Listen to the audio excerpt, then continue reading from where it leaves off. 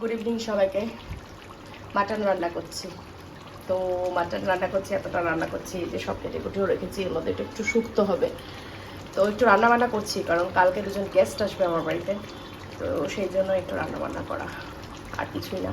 একটু আগের দিন আপনার থেকে করে রাখছি, নাহলে পরের দিন গিয়ে একবারে পারবো না, কারণ ব্রেকফাস্ট লাঞ্চ দুটোরই প্রিপারেশন হবে, একা হাতে আমার করতে হয়। আর আমার হাতের কন্ডিশন তো তোমরা জানোই, খুবই খারাপ, বেশি চাপ দিয়ে আমি কাটাকুটি করতে পারছি না, এটাই হলো ব্যাপার। তো চলো রান্নাটা আগে শেষ করি।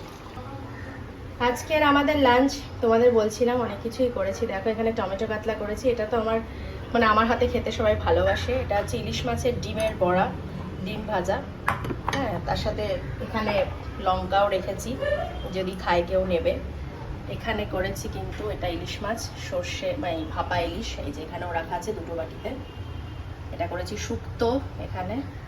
এটা হচ্ছে মাটন, মাটনটা রান্না করছিলাম। এই হচ্ছে আজকে আইটেম হয়েছে আমার, আর স্যালাডও কাটা আছে, দাঁড়াও দেখাচ্ছি। এই হচ্ছে স্যালাড,